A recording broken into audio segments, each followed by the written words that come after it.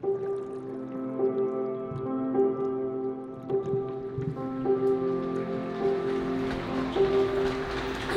hey, hey, hey, everybody!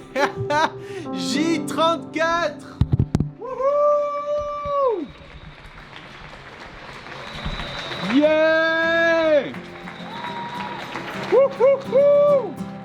Il y a des bulles de savon dans l'air! Excellent! Wouhou! Brochette au rendez-vous, tout va bien. Quand la brochette est là, c'est que c'est une bonne, ça a été une bonne journée. Le moral des troupes est bon. Wouhou! Hey, la bulle de savon, vous la voyez? Hey, nice, méga nice.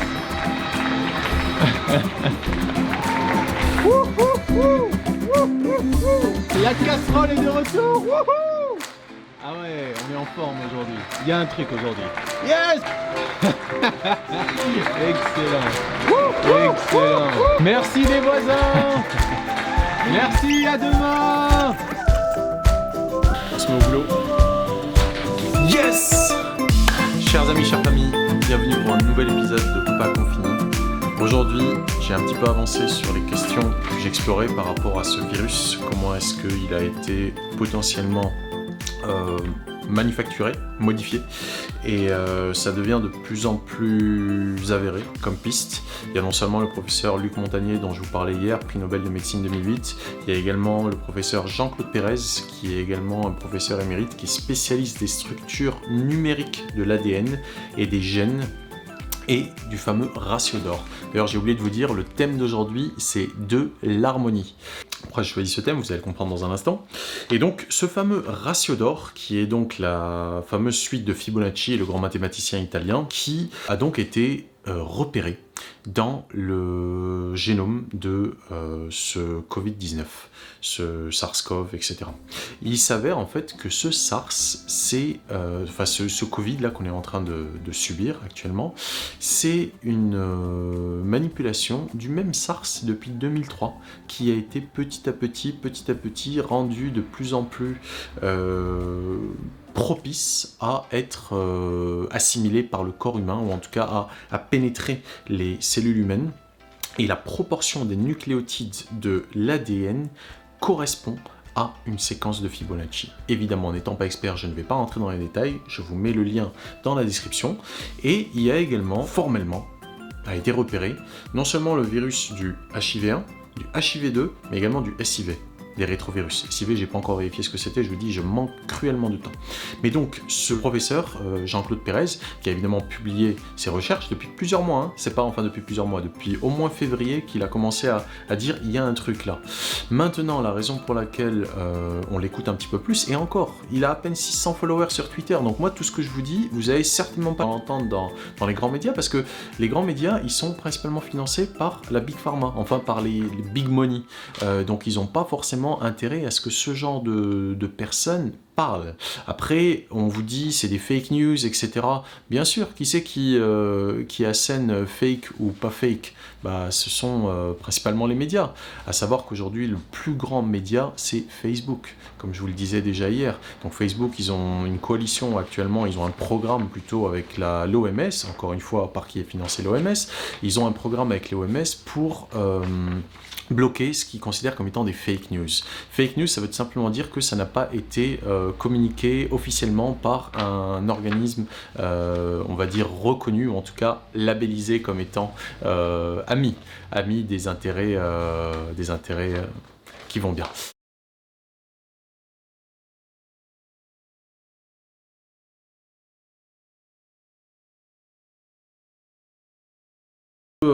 Ce professeur Jean-Claude Pérez, un tout petit following sur Twitter, mais je peux vous assurer que lui, comme les Indiens, comme le laboratoire chinois qui avait été fermé, comme le professeur Montagnier, ce sont des gens qui sont non seulement des scientifiques émérites, mais qui en plus ne sont inféodés à aucun intérêt pharmaceutique. Et c'est ça la clé. C'est à ces gens-là qu'on doit se fier et pas aux news qui sont véhiculées parce que il y a un intérêt directement derrière. Donc ce professeur Jean-Claude Pérez a mis en évidence la séquence donc de Fibonacci, des vagues de séquences en fait, qu'il a repéré au niveau du Covid-19 actuel, donc ce qu'ils ont appelé le Wuhan SARS-CoV-2, je crois. Et donc il a directement repéré ce séquençage-là, donc des origines synthétiques. De toute façon, je vous mets le lien, je ne vais pas en parler en détail parce que je suis une buse totale, mais voilà, je me fie aux experts, aux vrais experts, pas aux technocrates et autres financiers inféodés, ou pharmacistes, médicacistes inféodés à la finance. Et donc, cette séquence-là a été formellement repérée, et aujourd'hui, on le sait, on le constate, ce virus s'attaque aux lymphocytes T. Qui c'est qui fait ça? C'est le VIH. Il s'attaque aux lymphocytes T de la même manière que le VIH le fait. Et donc, non seulement c'est un problème qui peut avoir des conséquences respiratoires, mais ça a également une incidence directe sur le système immunitaire et potentiellement sur d'autres parties du corps. On est en train de découvrir toutes ces choses-là, et le plus dingue, c'est que ceux qui parlent de ça depuis des semaines, depuis des mois peut-être, on leur dit c'est des fake news. C'est pour ça aujourd'hui, vraiment, il faut user un petit peu de notre jugeote et réaliser qu'on doit aller s'informer auprès des sommités, auprès des personnes qui sont non seulement qualifiées, mais qui sont inféodées à aucun intérêt financier. Donc, ce virus est en train de clairement devenir un monstre qu'on ne voyait pas venir, en tout cas que les politiques, les médecins ne voyaient pas venir. Les médecins, c'est pas leur domaine de dire ce qu'un virus est. C'est le domaine des virologistes, des biologistes, de ces gens-là qui sont absolument spécialisés, et c'est eux qu'on doit écouter. Donc, aujourd'hui, force est de constater qu'on est dans une situation où on a eu certaines informations qui ne sont certainement pas les vraies. Hier, je vous parlais de Alain Mérieux, qui est donc la 16e fortune de France, qui a directement financé le laboratoire P4 de Wuhan, il a une entreprise qui s'appelle Transgène, qui développe des vaccins, notamment contre le cancer, mais pas que. Ce sont ces gens-là, si vous voulez, qui financent des projets qui visent, selon toute vraisemblance, à créer des virus qui peuvent être transmissibles à l'homme. Ensuite, ils disent, ouais, non, c'est transmis d'un animal à un homme, mais non, là, il semblerait vraiment que ce soit des laboratoires qui sont spécialisés sur la manufacture, la fabrication de virus qui ont vocation à contaminer, à créer donc des pandémies. Bill Gates en parlait en 2015, il disait la prochaine truc sur laquelle dont il faut se préserver, la prochaine guerre, ce sera une pandémie. L'OMS est inféodée à la Bill Gates Foundation.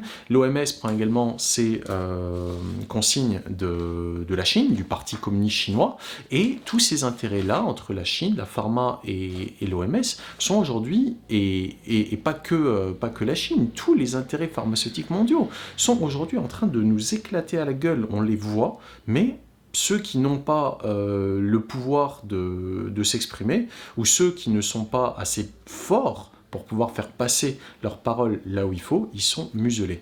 Et ça, on vous dit, c'est de la lutte contre les fake news. Moi, je dis bullshit. Ce dont on a besoin aujourd'hui, c'est de gens qui soient capables de non seulement raisonner par eux-mêmes, mais qui puissent emmener le combat, la lutte. Là, il faut lutter absolument contre ce virus qui est clairement en train de tuer beaucoup de gens, mais il faut également lutter contre un virus beaucoup plus insidieux, c'est celui de la Big Pharma.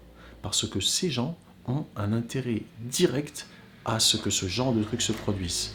La Facebook Foundation là, de Zuckerberg Foundation, aujourd'hui a encore déclaré qu'il finançait un programme pour trouver un traitement contre le Covid-19, etc. Bah oui, forcément, on muselle les gens qui disent qu'il y a peut-être un problème de fond bien plus grave, et ensuite on finance des projets, avec évidemment la Bill Gates Foundation, on finance des projets, donc c'est avec eux, hein, ils sont ensemble, pour développer un vaccin. Bah oui, ça a du sens, évidemment, en termes de business, ça a du sens, mais ce que moi je n'arrive toujours pas à réaliser, c'est comment est-ce qu'on peut sacrifier des vies pour faire de l'argent. Ça, c'est encore un truc vraiment, et je pense que je n'arriverai jamais à le comprendre, c'est comment est-ce que ça, c'est envisageable en termes de business, et surtout, comment est-ce que nous, le grand public, les gens qui sont directement impactés par tout ça, comment est-ce qu'on ne fait rien? On est quand même 7 milliards et quelques d'individus. Ils sont combien là-bas en haut qui sont en train de décider de ce genre de trucs, à coup d'argent, à coup de grands projets entre la France, la Chine, les laboratoires comme ça de recherche bactériologique, etc. Ils sont combien? Je ne sais pas combien ils sont, mais ils sont une poignée comparés à 7 milliards d'individus. Comment est-ce qu'on accepte que ça se produise? Comment est-ce qu'on accepte plutôt que ça continue à se produire? Ce qu'il nous faut, c'est l'information juste et ensuite l'action juste. Donc aujourd'hui, ce dont je vous parle, c'est de l'harmonie, parce que les séquences de Fibonacci, c'est harmonieux, c'est le nombre d'or, donc on passe à 1, 2, 3, 8, 5, 8, etc. Donc c'est cette séquence de Fibonacci, de toute façon je vous mettrai une photo à l'écran, une image à l'écran, c'est cette séquence qui est harmonieuse de Fibonacci, qui est aujourd'hui l'outil, la manière qu'ils ont utilisé pour fabriquer ces virus synthétiques. Et l'harmonie, c'est également ce dont on a besoin en chacun d'entre nous pour pouvoir faire face à ce qui est en train de se produire. Parce qu'on ne sait pas ce que c'est que ce monstre. Ce monstre, si ça se trouve, non seulement les gens vont retomber malades, c'est-à-dire qu'il n'y aura pas d'immunité, d'une, et de deux, si ça se trouve, c'est bien plus grave que de ne pas nous permettre de juste respirer. Si ça se trouve, ça va directement attaquer le système immunitaire avec les lymphocytes T. On n'en sait rien. Tout ça, c'est énorme. Le fait qu'il y ait des séquences de VIH dans ce virus-là de Covid, c'est un truc dingue. Ce n'est absolument pas normal, encore moins naturel.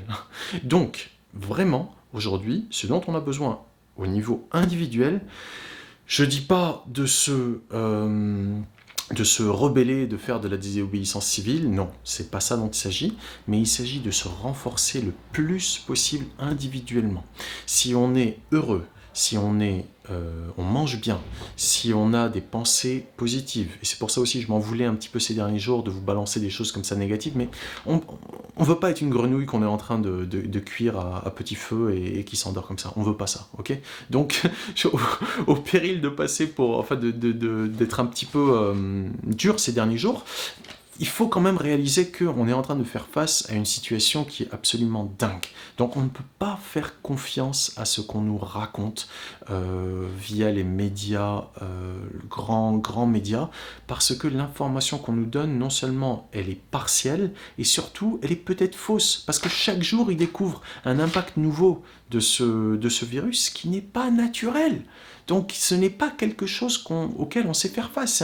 C'est un monstre qui a été créé selon toute vraisemblance. C'est pas moi qui le dis, hein, c'est les experts. Donc ce dont on a besoin, c'est vraiment de se renforcer. Évidemment, l'idéal, c'était de se renforcer avant tout ça. Donc se renforcer au niveau émotionnel, au niveau corporel, au niveau mental, psychologique. Parce que si on doit demain choisir entre donner un respirateur à l'un ou à l'autre, une personne qui nous est chère ou à une autre, comment est-ce qu'on choisit? Je veux dire, c'est dingue, c'est cette situation dans laquelle on nous met. On nous met face à une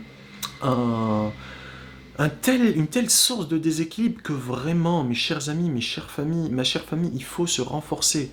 Il faut absolument aujourd'hui, là maintenant, si vous n'avez pas encore commencé, mettez-vous à pratiquer quelque chose qui vous rend plus fort. Le yoga, c'est merveilleux. Il y a 2 outils que Sadhguru a mis à la disposition de tout le monde il y a déjà plusieurs semaines. L'un, ça s'appelle Simha Kriya et l'autre, c'est Isha Kriya. Et pour avoir essayé ces 2 outils, je peux vous assurer, bon, moi j'utilise des trucs un peu plus sophistiqués parce que je les ai appris avant. Mais j'utilise aussi Simha Kriya. Simha Kriya, je le fais aussi. Isha Kriya, non, je fais un Kriya un peu plus avancé. Un Kriya, ça veut dire un processus énergétique intérieur. Mais ces 2 outils, ils sont absolument merveilleux. Simha Kriya vous permet directement de renforcer votre système immunitaire, votre capacité respiratoire. Isha Kriya, ça permet d'avoir un certain équilibre au niveau du corps, au niveau des pensées, au niveau des émotions, et c'est extrêmement puissant aussi.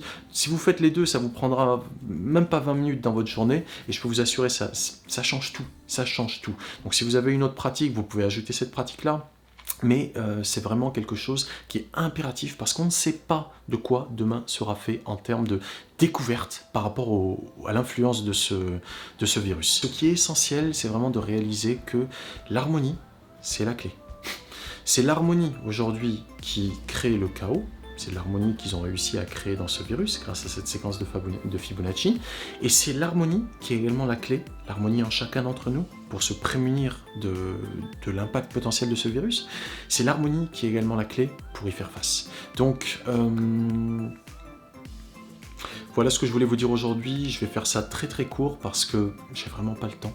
Là, j'ai même pas encore uploadé la vidéo d'avant-hier. Là, je dois encore l'uploader. Mais voilà, mes chers amis, ma chère famille, prenez soin de vous, renseignez-vous, informez-vous auprès des bonnes sources. Ne croyez pas aveuglément ce qu'on nous raconte. On nous dit ça c'est des fake news et ça c'est vrai. Non, personne ne sait. Ceux qui savent en fait, c'est ceux qui manipulent, à quelque niveau qu'ils soient. Moi là, je suis en face de vous à visage découvert et ce que je vous dis, ce sont des choses que j'ai pu vérifier auprès de personnes compétentes. Pas auprès des personnes qui ont accès aux médias de diffusion, mais aux personnes qui ne sont pas forcément les plus médiatisées, mais qui sont assurément parmi les plus compétentes qui est. Donc renseignons-nous. Là, je vais publier la vidéo d'hier, il y aura déjà quelques liens. La vidéo d'avant-hier, parce que je suis vraiment à la bourre, et prenez bien soin de vous. Essayez les deux outils là dont je vous ai parlé, Simhakriya et Ishakriya. Quand je publierai la vidéo, vous aurez les liens. Si entre-temps vous voulez déjà les recevoir, envoyez-moi un message privé sur Instagram, je vous les transférerai. Et puis voilà. Prenez bien soin de vous et ne doutez pas qu'on a la capacité, peu importe les forces qu'il y a qui sont ultra puissantes, si on agit de manière juste, on pourra obtenir les résultats qu'on mérite. Voilà. Sur ce, je vous souhaite un big boom. Bonne année!